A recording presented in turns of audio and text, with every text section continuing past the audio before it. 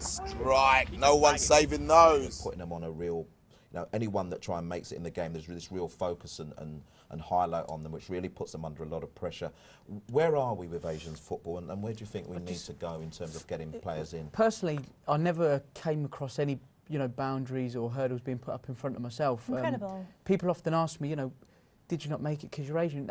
I think I hold my hands up to say I just don't think I was at that level to get to that next sort of stage in my career, So the message I have from my experiences is I think in today's society, I think opportunities are there for everyone. I think you've just got to want it enough. And I think from like a parent's background and a parent's point of view, I think the new generation coming through of Asian parents, I think is, and Troy, you'll know better than anyone, I think it's sort of a father not trying to live his childhood dreams through his son. Right. Let your boys go and play, put them in the development centres, in the community clubs, and the systems and the structures are there. And I don't know what Taff would have to, think about. I would agree. I think there's a lot more participation. There's a lot more support mechanisms. You've got a new generation of parents that are more stable, can take that risk and support their kids.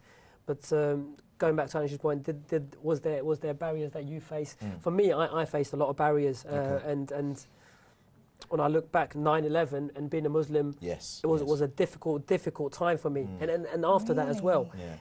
That changed a lot of things in my life. I remember playing games and it was like, get the Taliban. So for me, the focus, for me, the focus wasn't just do my skills. It was like, I was going to swear then. That's all right. I'm going to get hurt. Beat that out. I'm going to get hurt. So you were scared. There's things like that. And like I mentioned, I was alone in the game. Yes. At that time, there wasn't as many Asians. And I remember sometimes I used to play games and I used to look around the stadium or the pitch and I used to be like, there's no one back in my corner. And that's from a parental point of view, but also from within the club structure as well, in terms of the education, the support mechanisms. The awareness was not there. It's like when you get a real tall kid, everyone's like, oh, look at that lanky kid. And he starts crouching down because he doesn't want to stand out. So I think the game's moving on, and it's positive to see a lot of initiatives like the FA are doing, Kick It Out are doing, clubs are doing, and we can only grow from that.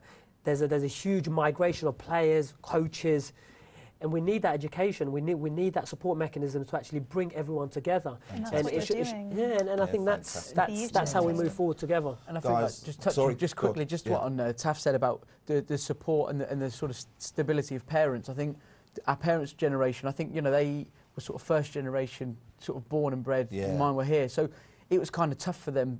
Whereas they didn't get a lot of time to come and watch games because they were kind of at work, sort of thing. Whereas like the new generation, like you said, are more stable and I think they want to go and watch their kids and support them with the grandparents. I think that's wonderful. Guys, it's been a fantastic insight tonight. I think you have been really amazing. We've heard some great stories. Strike. No one's saving those.